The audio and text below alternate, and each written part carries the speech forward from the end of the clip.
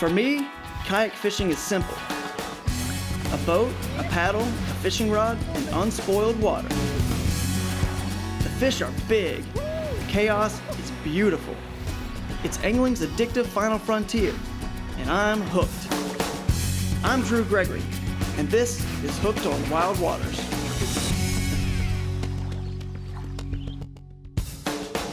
Gregory's Hooked on Wild Waters has been brought to you by River Bassin Tournament Trail. No egos, just fun. Jackson Kayak. We make fun. GoPro. Be a hero. Bending Branches. Pretty, smart paddles. Orion Coolers. Never lose your cool. 13 Fishing. Make your own luck. Z-Man Lures. The science and art of fishing.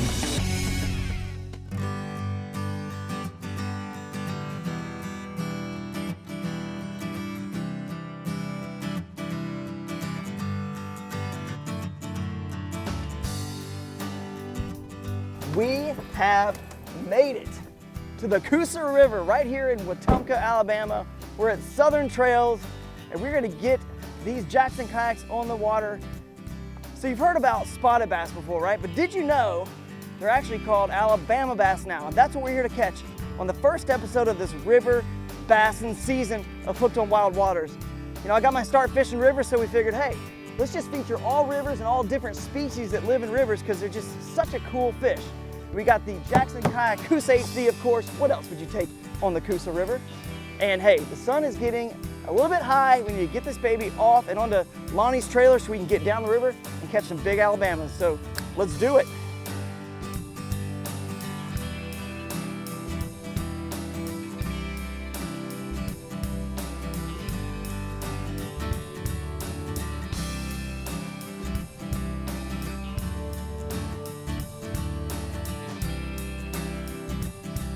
So right when I launch, I am so excited to get on the water and hopefully catch an Alabama bass very soon because it is a beautiful day and just downstream there's some nice rocky habitat which they love to hang around.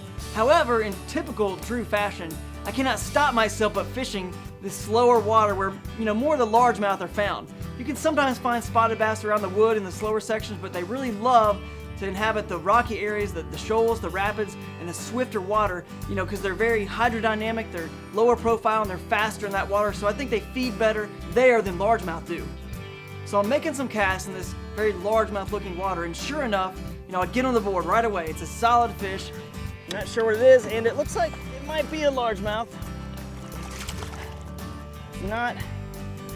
It is a largemouth. All right, this is not the spotted bass, or we should say Alabama bass now, that we're looking for, but a beautiful largemouth bass, and it's starting to give us a little bit of clue where these fish are. We finally got to some shallower water, and that's where I think most of the fish are gonna be. Again, it's spring, the water's 67 degrees, they're about to spawn, so we'll keep working the shallow water and see if we can catch some more, either big largemouth or huge Alabama bass that we know live in the Coosa River.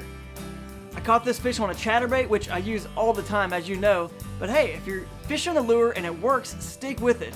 And a chatterbait, now that they have the weedless version too, I can pretty much use it anywhere I want, and you just change the weights depending on the volume of water. In this particular river, there's a lot of volume, so I'm using a much heavier bait and a bigger profile bait.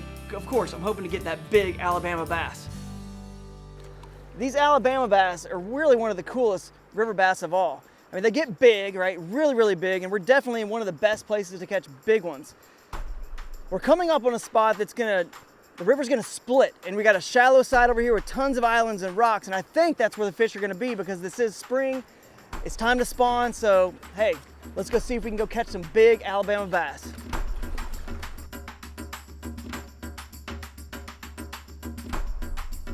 The Coosa River is really one of the most beautiful rivers I've ever been on. I mean, the gigantic rock formations combined with cypress trees, that's kind of a rare combination. Generally, you see granite rock and rapids in areas where cypress trees aren't really there. So it's just crazy to see both of them in the same place. It just makes for a very unique fishery. I can feel it. We're getting very close to some big Alabama bass downstream because this definitely looks like their habitat. My style is run and gun. I'm power fishing as fast as I can, and the habitat they live in, there's so much current, there's so many rocks, there's just so many places they can hide. So my goal is to get my lure behind as many of those ambush points as possible. So I'm putting on a spinnerbait because I really like the way the blades look in the water, especially in heavy current. And I've got one that's about a 1/2 ounce, and the blade size is about the size that I'm seeing these little minnows that are just flipping out of the water everywhere when I make these casts. And I found this one little rock area that I could actually, park my kayak right up against. That's a cool tactic I love to do. So rather than dropping a drag chain or my power pole, you can slide your kayak right up against the rock, or even just on the rock, barely, just the nose of your kayak. I put that Coosa HD right up there on that rock, and it held me perfectly, just so I can make a few casts real quick. Good cast. There's a fish. There's a fish. Nice spotted bass, it looks like. All right, now I'm going into the rapid. Yeah, hang on. We're heading downstream in the rapids and the chaos, and I know this is going to be a good fish and a crazy fight. Power pole up. Hang on. It's a lot to manage here. Feels like a feisty spot here. It is. Looks like it. Whew. There we go. The Alabama bass that we're looking for. There we go. Nice fat Alabama bass. As you can tell, on a spotted bass, there's a few things that are different. They have this very distinct lateral line right along the side, these black dots that are right down the side of them. That's one thing that's unique. Another thing that's, it's kind of subtle, but you can also see that their scale pattern right here has all these little lines, these little small lines that kind of follow each other. That's another way that I really can tell a spotted bass from anything else, or an Alabama bass. I really need to start making sure I call them the Alabama bass, since that is their new name. But red-eye bass also have that, so never get confused with this with a red-eye bass, but red-eyes will have red fins. The spotted bass has a smaller mouth, so when I close it, you can see this is definitely a lot smaller than a largemouth's mouth. So they're very streamlined fish, very much made for the river, clear water. They use sight a lot to feed, and they're very percivorous fish. But basically, percivorous means they're fish-eating bass. So these guys eat a lot of fish. That's their main forage. They'll definitely eat crawfish and other things, but they love to eat fish. So that's why I'm using a fish imitation here with this spinnerbait. Beautiful fish, they fight hard, and they get way bigger than this. New world record somewhere around 11 pounds, I believe. So let's catch one that big. Let her go. She's definitely giving us a clue to the pattern here, so thank you so much for that. And wow, what a beautiful fish. What a pretty fish. All right. As I make my way downriver, I'm still looking for, the for sure pattern, like where the majority of the fish actually are. You can pick up a few small fish here and there, but you always want to find out the pattern where most of the fish are, and you can just stick to that. So at one point, just to kind of, dot my I's and cross my T's, I paddle back into this cut that's very shallow but very stagnant. I look down at my Ray Marine, I noticed the water is a lot warmer here. This very well could be where some fish are spawning. Maybe some Alabama bass, but possibly some largemouth. And again, this big cypress tree is right here. I throw right behind the cypress tree with a spinnerbait, and wham! This nice largemouth bass hits it. The fight is on. I found some fish. It's about 4.5 pounds, huge mouth on it. No doubt about it, this fish was sitting there spawning or protecting its bed right against that tree, just a perfect protected area to spawn. Nice fish. Anyway, let's come here. Woo! Nice looking fish. 4.5 pounder, I would say. Laying right back up in here, probably ready to spawn. Boy, she smacked that spinnerbait right off that cypress tree. That was awesome. Definitely not the big Alabama bass we're looking for, but hey, a bass is a bass. They fight hard in the river. They're a ton of fun, and you can see the difference in the size of the mouth. Look at the size of this thing's mouth right here. If this was an Alabama bass and it had a mouth that size, we'd be looking at a 7 or 8 pounder, so let's try to get one.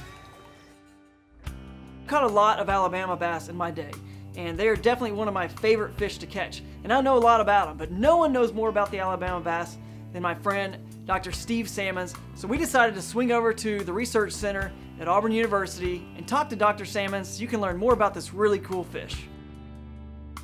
Today we're here with Dr. Steve Sammons from Auburn University, and we're going to talk a little bit about the Alabama bass, formerly known as commonly as the spotted bass. But Steve, I don't know if you know this, but this season on Hooked on Wild Waters, it's all about river bassing, man. We're catching all the different bass and rivers and just highlighting different kinds of rivers. It's gonna be pretty exciting. Awesome. Kicking it off here with the Alabama bass on the Coosa River.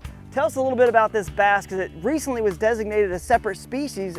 Explain that for people that may not understand that. Alabama bass and spotted bass both have a tooth patch. It's a small area on the smooth part of their tongue You can see it if you know what you're looking for. You can certainly feel it. Now, when you're trying to look at spots versus Alabama bass, it gets a little more complicated. Obviously, if you're fishing in the Mobile drainage of Alabama, you're catching Alabama bass, but they've been widely stocked in other places, so that doesn't always help. But spotted bass tend to look more greenish. They tend to be a little more compact, a little fatter for the same length. They can quickly outcompete native species. We've seen that in, most recently in Lake Norman in North Carolina, where you're from. My neck of the woods. Where anglers introduced Alabama bass, and they literally pushed the largemouths out of the reservoir. And in that case, that's not hybridization, that's just straight competition.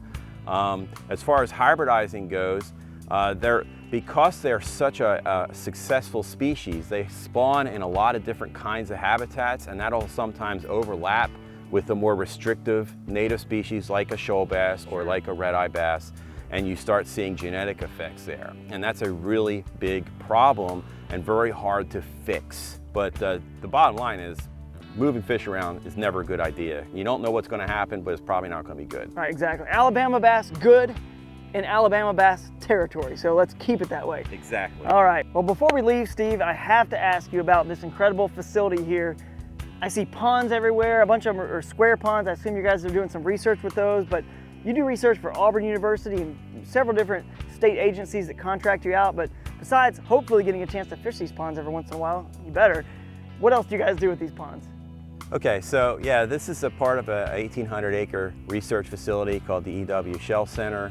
A lot of these ponds are used by our aquaculture faculty and some by our limnology folks to look at differences in food production of fish, how to feed them best, how to harvest them best, disease and parasites, all that kind of stuff, how to fertilize the ponds, how to worry about water quality problems. So it's really an awesome facility. It really is. It's one of the more unique things that Auburn University has to offer to fishery students. Well, Steve, thank you so much for your time and teaching us a little bit more about a very cool fish, the Alabama bass. They sure are a ton of fun to catch, so hopefully you guys will get out there and catch some yourself in their normal system. But hey, like you said, right? No moving around. No moving around. No moving around. I gotta admit, I'm getting a little frustrated. You know, the bite's not as good as I thought it would be, and we've definitely shown off the Alabama bass so far, and that's the main goal. I wanted you guys to see that fish. It's such a cool river bass. However, I don't understand why the bite's so bad. Then all of a sudden, I look over and I see some cypress trees, and I see that there's this water line just like this, and then I realize, typical of fisheries that are below dams, when they cut the water off and it drops, the fish just turn off like that.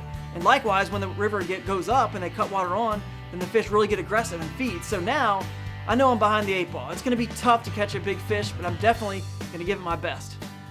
We finally make our way downstream to one of the larger rapids on this section of river, and it blows me away how big these rapids are, especially for a river that wide. I mean, the elevation drop is incredible. It's probably about a class 3 rapid, and it's definitely a spot where fish will stack up. So I'm thinking if there's ever a place where these Alabama bass are gonna be, it's gotta be near this area. They must stack up here to feed right before the spawn.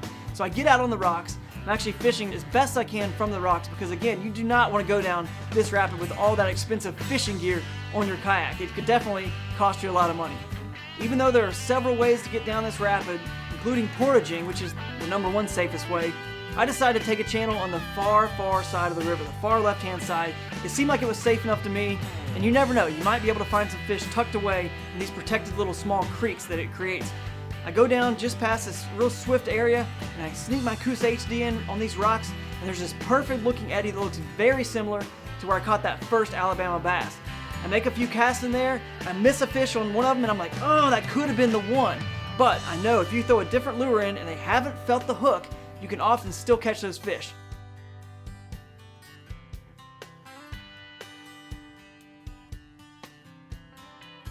And sure enough, my next cast with that chatterbait, I throw it in there, and wham! Come on, stay on, stay on, stay on, stay on.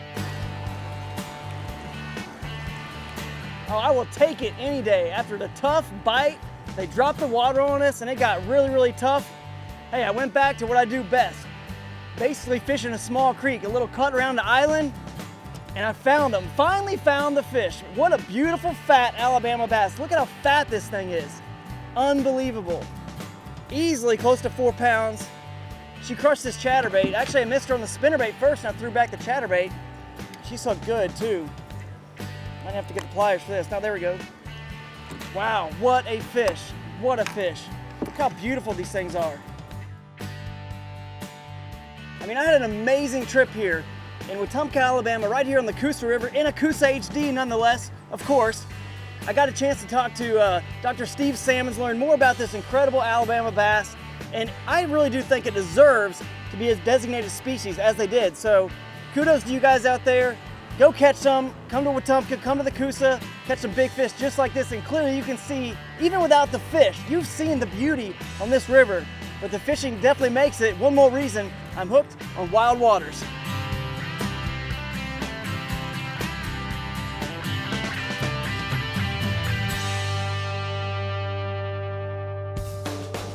Drew Gregory's Hooked on Wild Waters has been brought to you by River Bassin Tournament Trail. No egos, just fun. Jackson Kayak. We make fun. GoPro. Be a hero. Bending Branches. Pretty, smart paddles. Orion Coolers. Never lose your cool. 13 Fishing. Make your own luck. Z-Man Lures. The science and art of fishing.